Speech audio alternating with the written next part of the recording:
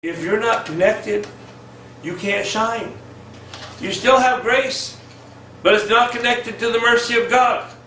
So when it's connected to the mercy of God, the cycle is complete. And so when it's complete, you can have shining on the outside as well as shining on the inside. That's the harmony of God. That's the grace and mercy of God working in unison in your life. When you are shining on the inside, you will be loving, kind, and gentler than you've ever been before. Too many people are walking around without a lampshade, and they're a little obnoxious because they haven't put on humility. I'm going to take this a step further today. I brought the church. Well, it's a building. We all know that we're the church. You and I and everyone else. I think what I'm going to do is I'm going to turn this thing a little bit. It's like God picking up the church and turning it disturbs the world.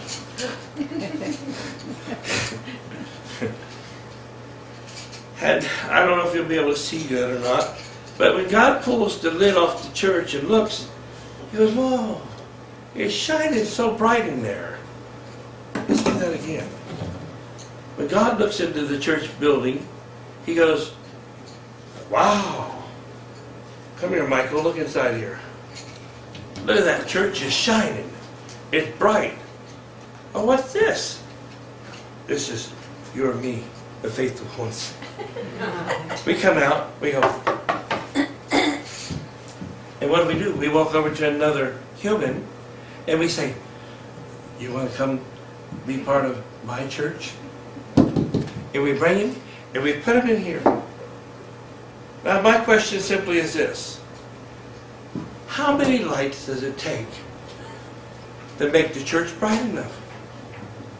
Now I was upset when I decided to use this little church as an illustration because I found out one thing about it.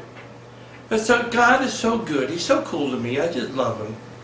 He showed me just a minute ago how to turn that part into part of my illustration. Now as you can see on the sides of this little church, there's no light coming out. Because when they build it with closure. Okay? All the light's contained within. And when the church sends somebody out as a missionary, they have a wrong purpose. The purpose is to get this light to join them. Where? In here. Pretty soon this thing is busting with light in here. And the sad thing about it is this. There's no light coming out of it. Whoa. So God, in order to see the light, has to remove the lid and look in there and say, whoa, you almost blinded me. You've got so much packed into there. It's so bright. But out here in the world, there's so many that are in darkness. And I think you're teaching your missionary wrong. You're teaching the individuals wrong. Because they're going off happy. There's a happy little person coming over here to this person saying, hey, you want to come with me? Where are we going? I'm going to teach you to shine. Well, what do I have to do to shine? Because you have to surrender. When you surrender your life to the Lord, guess what? You begin to shine, inside and outside. But that's not enough. That's not enough. You got to come with me. Where are we going? On a journey. Where? To show somebody else how to come out of darkness? No. We're going to make this place really shine. So you come with me. And he takes his little friend. I can't put him in there. He's too big. And they get inside the church. And the church is shining on the inside. And it's sad because all these people that are out here in this darkness can't see the light coming out.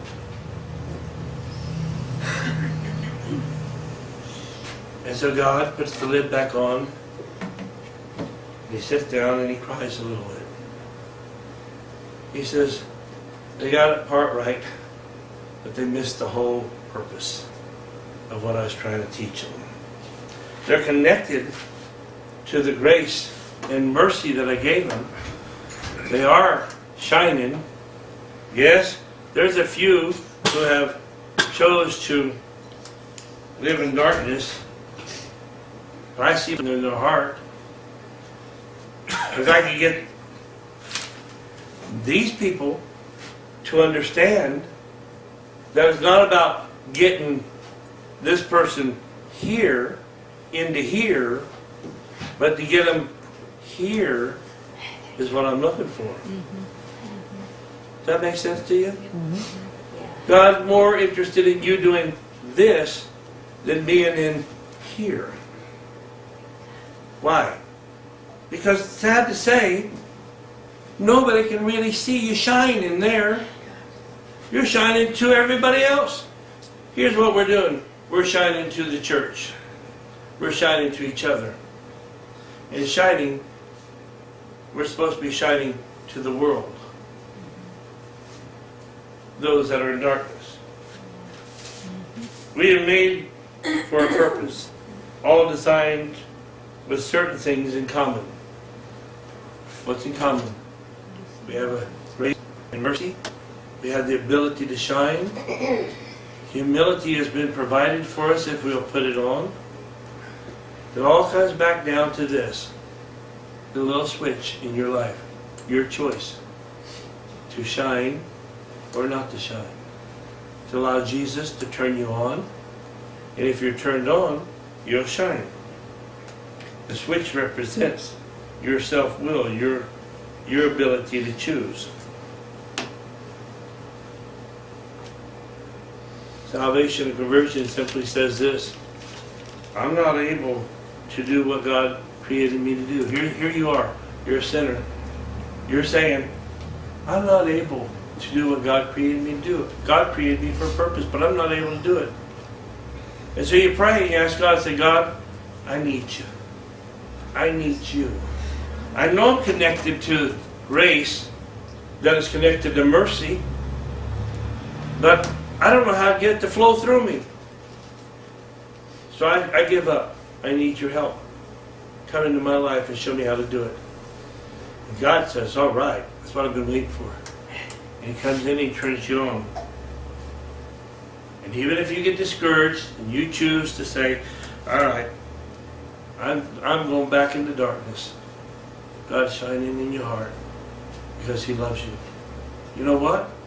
That will always shine until the day you leave this world. Whether you choose to turn it back on is your choice.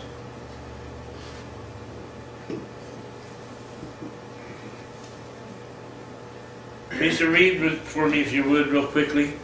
Romans. I'm stuck in Romans. Psalms 139, verses 7 through 12. Now listen to what the psalmist David says about our life. And he's talking about mankind. We'll use this little lamp as the human. He's talking about them. Psalms 139, verses 7 through 12. Listen to it real quickly. Whither shall I go from thy spirit? Or whither shall I flee from thy presence? If I ascend up into heaven, thou art there. If I make my bed in hell, behold, thou art there. If I take the wings of the morning and dwell in the uttermost parts of the sea, even there shall thy hand lead me, and thy right hand shall hold me. If I say, surely the darkness shall cover me, even the night shall be light about me. Yea, the darkness hideth not from thee, but the night shineth as the day. The darkness and the light are both alike to thee. Basically what he's saying is this. If I choose to do this, turn the light off, stop shining for Jesus, and I get in the boat and I go over to Spain, He's still there. If I decide to go to the North Pole, He's still there. Yep. He's still shining. I can't get away from Him. If I go all the way to hell, He's still there. If I go all the way to heaven, He's still there. No matter where I go, He's still there. I can't get away from Him. Why is He there? Saying, my grace and my mercy are sufficient for you. I'll never leave you nor forsake you. Lo, I will be with you always, even unto the ends of the earth. Shine for me. Shine for me. How simple can it be? Shine for Jesus. Where are you going to shine? In the earth. This represents the earth.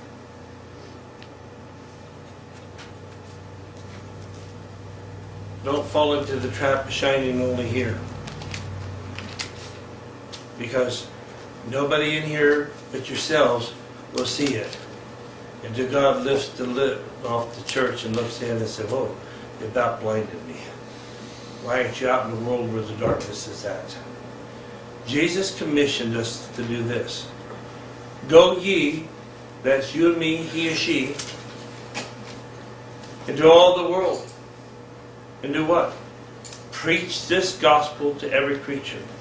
Him that believeth and is baptized shall be saved, and him that believeth not shall be condemned or damned. Then he says, these signs shall follow them that believe. Well, there's a lot of signs and wonders going on. You want to know where? In here. In the building. Has the world seen them? No. Why? But somehow or another the blinds are closed and they can't see what's happening on the inside of the building. How do we fix that? Oh, it's so simple. Instead of sending one or two little missionaries out to be happy, tell the world about Jesus, you and I need to get out. And what am I supposed to do when I get out? I don't have a whole lot of knowledge. You don't have to have a whole lot of knowledge.